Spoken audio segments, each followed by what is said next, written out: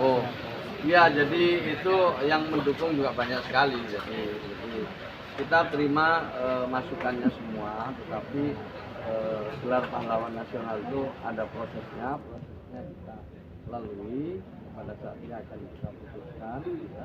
Kita tahu ada pro kontra, tetapi memang Pak Harto dan Gus Dur, ya, Gus Dur dan Pak Harto itu dua-duanya sudah diusulkan beberapa kali untuk mendapatkan gelar pahlawan. Tapi dulu ada kendala di TAP MPR. Nah, sekarang TAP MPR yang sudah dicabut, kendala formalnya sudah tidak ada lagi.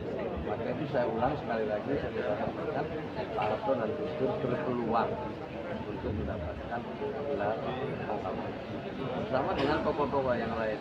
Ada Habib Yasin, M. Yusuf, ya, dan juga para ulama-ulama lain seperti Guru Tua. Itu banyak sekali yang berpotensi dan berpeluang untuk mendapatkan gelar pahlawan.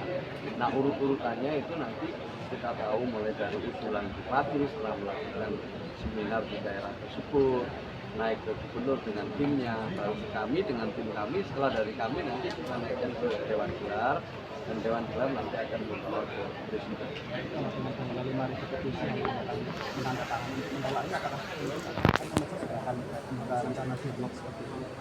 Jadi kami dialog kan bisa di mana saja dengan dialog publik ya, kan sudah ada yang mendukung juga, ada juga yang menolak ya, ini hal yang biasa menurut kami ya. Kita terima aja ini sebagai suatu proses pembelajaran bersama, karena yang diusulkan ini manusia gitu, bukan malaikat tapi manusia juga. Manusia itu ya ada kurangnya, ada lebihnya ya. Ya,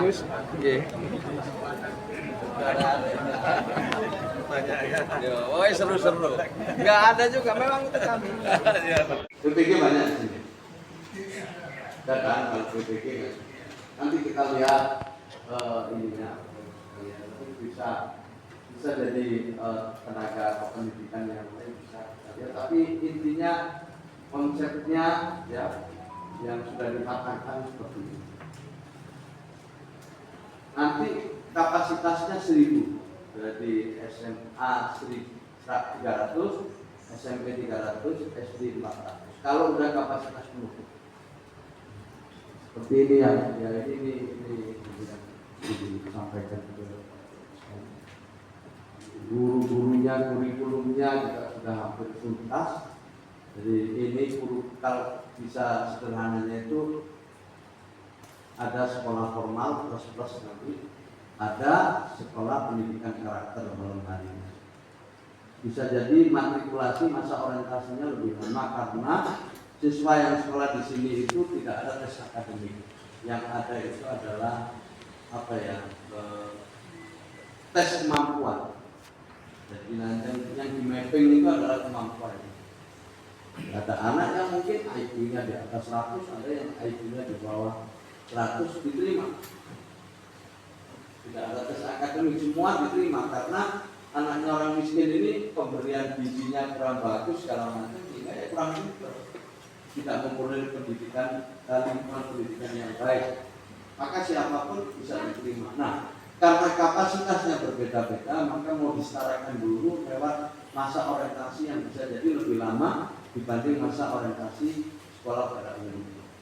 Bisa jadi setengah tahun baru proses pembelajaran dimulai, bisa jadi 1 tahun untuk mereka dikuatkan bahasa Inggrisnya dengan matematikanya, setelah itu baru belajar.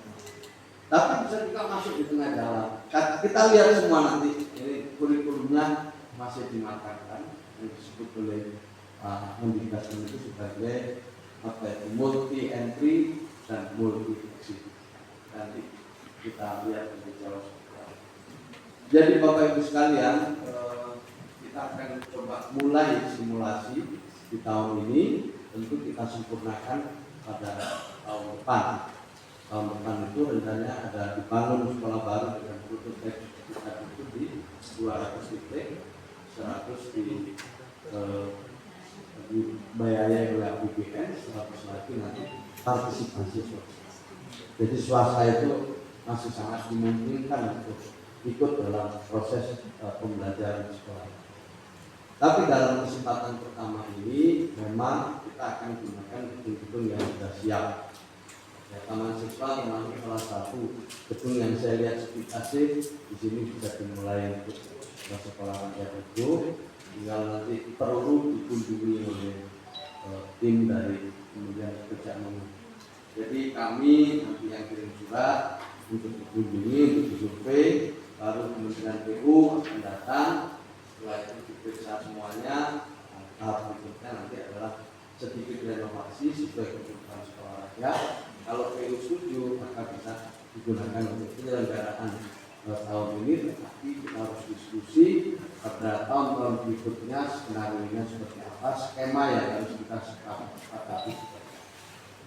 Nanti kita diskusikan lebih lanjut jika memang secara teknis ini bisa dimanfaatkan untuk penyelenggaraan sekolah rakyat tahap pertama. Jika nanti misalnya udah ada tanah-tanah ini kan tinggal kita bikin skenario dengan yang khusus, di mana dukungan fasilitasnya sebelumnya sudah ada. Jadi sangat terbuka kemungkinan itu, tapi semuanya yang menentukan adalah Presiden. Kami akan laporkan perkembangan di lapangan. Insya Allah kalau tidak ada halangan dalam 2 minggu ke depan.